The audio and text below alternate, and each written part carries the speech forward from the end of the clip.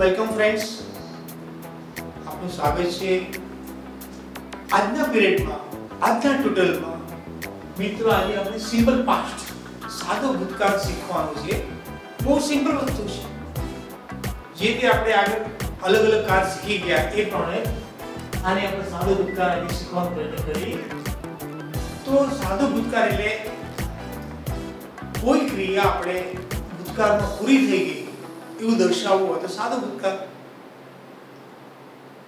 When do we use simple past tense? So we use simple past tense to indicate or to denote that some action is completed in the past. ભૂતકાળમાં કોઈ કામ પૂરું થઈ ગયું છે, કોઈ ક્રિયા પૂરી થઈ ગઈ છે એવું દર્શાવવા આપણે સાદા ભૂતકાળનો આપણે ઉપયોગ કરી શકીએ મિત્રો. તો usage of simple past tense, સાદા ભૂતકાળની ઉપયોગિતા.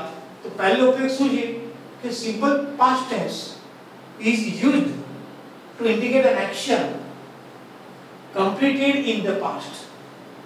ભૂતકાળમાં કોઈ ક્રિયા પૂરી થઈ ગઈ એવું દર્શાવવા માટે આપણે સાદા ભૂતકાળનો ઉપયોગ કરીએ. મિત્રો, ખાસ તમે ઉપયોગિતા દરેક કારની સમજવાનો પ્રયત્ન કરજો.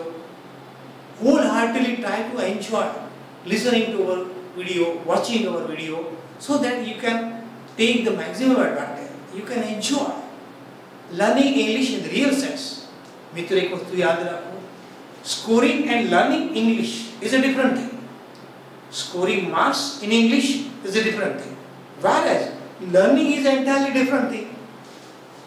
તો સાદા ભૂતકાળના બીજા ઉપયોગમાં આપણે જે લખ્યું છે મિત્રો કે simple past tense is used to express a habitual or regular action in the past.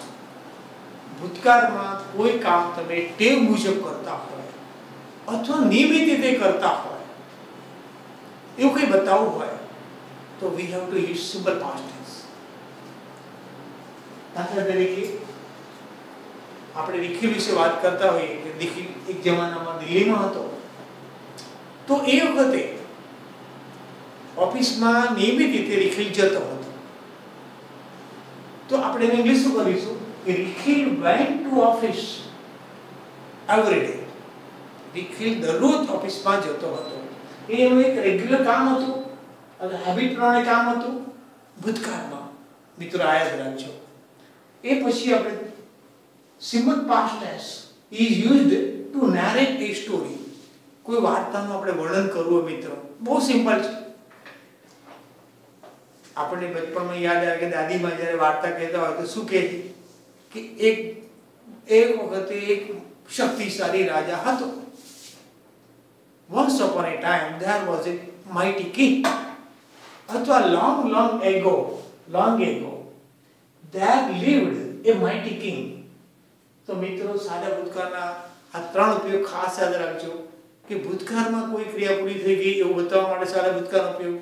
બીજું, ભૂતકાળમાં કોઈ કામ આપણે હેબિટ પ્રમાણે અથવા નિયમિત રીતે કરતા હતા એવું બતાવવું હોય તો પણ સિમ્પલ પાસ્ટ ટેન્સનો ઉપયોગ થાય. પ્લસ આપણે કોઈ ભૂતકાળમાં વાર્તાની રજૂઆત કરવી હોય તો પણ સાદા ભૂતકાળનો આપણે ઉપયોગ કરી શકીએ મિત્રો. બરોબર છે? અને હવે આપણે થોડા આગળ વધીશું. હું તમને ઓળખ શબ્દો અને સૂત્રો આ જ કારના શીખવાડીશ. તો મિત્રો, આ વ્હાઇટ બોર્ડ પર હવે તમારા માટે જલ્દી તમને સમજ પડે એટલે ફોર્મ્યુલા સૂત્ર આપણે આ કારનું લખવાનું. આ સૂત્રને બ્લાઇન્ડલી ફોલો કરવાથી આપણને ગુજરાતીમાંથી ઇંગ્લિશ ટ્રાન્સલેશન કરવામાં અથવા પેપરમાં સાદા ભૂતકાળની ખાલી જગ્યા પૂરવામાં કોઈ પ્રોબ્લેમ નહીં થાય. તો મિત્રો, હકાર વાક્ય હોય તો આ સૂત્ર યાદ રાખવાનું તમારે. સબ્જેક્ટ અથવા કર્તા plus V2. V2 stands for what? તો મેં તમને પહેલા બી કીધેલું મિત્રો, ઇંગ્લિશમાં ક્રિયાપદના ત્રણ પ્રકાર છે. V1 એટલે basic form of the verb or the first form of the verb. ક્રિયાપદનું ટુ વગરનું મૂળ એટલે V1 ગણાય. એ ખાસ યાદ રાખજો. V2 એટલે second form of the verb, જેને આપણે past tense form of the verb કહીએ છીએ, ભૂતકાળનું રૂપ. અને V3 એટલે past participle of the verb, ક્રિયાપદનું ભૂતકાળનું રૂપ. તો મિત્રો, હકાર વાક્યમાં this is very important simple પાસ્ટમાં એફર્મેટિવ સેન્ટેન્સમાં આ ફોર્મ્યુલા બહુ અગત્યની છે સબ્જેક્ટ પ્લસ V2 પ્લસ કર્મ હવે મિત્રો મેં ગઈકાલે પત્ર લખ્યો આપણે આ વાક્યની ઇંગ્લિશ કરવાની જરૂર પડી આપણે મને અંગ્રેજી શીખી રહ્યા છીએ તો શું કરવું તો આ વાક્યમાં ગઈકાલે શબ્દ આવ્યો મિત્રો ગઈકાલ શબ્દ ઓળખ શબ્દ છે જેના પરથી આપણને ખબર પડી કે આ સાદા ભૂતકાળનું વાક્ય છે પછી આપણે જોવાનું કે આ વાક્ય હકાર છે નકાર છે આ કેટેગરીમાંથી છે અને આ સૂત્ર પણ આપણે ઇંગ્લિશ કરી શકાય તો મેં વાક્ય આપ્યું છે મેં ગઈકાલે પત્ર લખ્યો તો I write to past tense V2 થાય wrote WROTE I wrote a letter yesterday એ પછી નેગેટિવ સેન્ટેન્સમાં આપણે કરતા પ્લસ did not અને જ્યારે બી did આવે હેલ્પિંગ વર્બ તરીકે ત્યારે એની સાથે હંમેશા V1 જ વપરાય V1 એટલે base form of the verb first form of the verb plus કર્મ તો તેણે મને ગઈકાલે મદદ કરી નહીં હવે આનું ટ્રાન્સલેશન કરું છું ઇંગ્લિશમાં ગઈકાલ ઉપરથી આપણે પકડ્યું આઈડેન્ટિફાય કર્યું કે આ સાદા ભૂતકાળનું વાક્ય છે હવે નકાર વાક્ય છે તો આ સૂત્ર પ્રમાણેની કોપી કરીશ તો he did not help me yesterday આ did આવે એટલે અહીંયા V1 જ લખાય ભૂલથી helped નહીં લખવાનું V2 અહીંયા ફક્ત હકાર વાક્યમાં જ આવે એ યાદ રાખજો હવે simple interrogative sentence the answer of this question is always either yes or no તો મિત્રો એની ફોર્મ્યુલા છે we have to begin the sentence with did is there as a helping verb did વત્તા કરતા વત્તા V1 that means ક્રિયાપદનું to વગરનું મોર plus કર્મ plus question mark તો ગઈકાલે મુનાએ આ નિબંધ લખ્યો તો આ સાદું પ્રસ્તાવ વાક્ય થઈ ગયું કારણ કે એનો જવાબ વાક્યનામાં આવશે હવે આપણે એનું ઇંગ્લિશ ટ્રાન્સલેશન કરવું છે મિત્રો તો આપણે આ સૂત્ર પર આગળ વધીશું તો આપણે ભૂલ નહીં પડે તો did Mona write this essay yesterday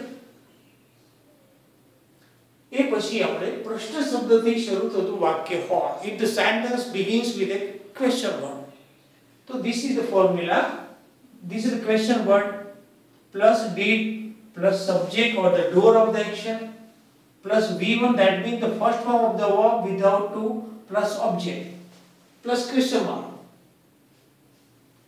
તો તમે છેલ્લે મુનાને ક્યારે જોઈ છેલ્લે શબ્દ આવે મિત્રો તો છેલ્લે શબ્દ છે આપણે આઈડેન્ટિફાય કરેલા સાદા ભૂતકાળનું વાક્ય છે છેલ્લે કીવર્ડમાં લાસ્ટ શબ્દ આવે એટલે સાદું ભૂતકાળ તો ક્યારે ઇંગ્લિશ થાય when did you see Mona last તમે મોનાને છેલ્લે ક્યારે જોઈ આપણે શું કરવાનું આવા જ વાક્યો ઘરે તમારે પ્રેક્ટિસ માટે પ્રયત્ન કરવાના મિત્રો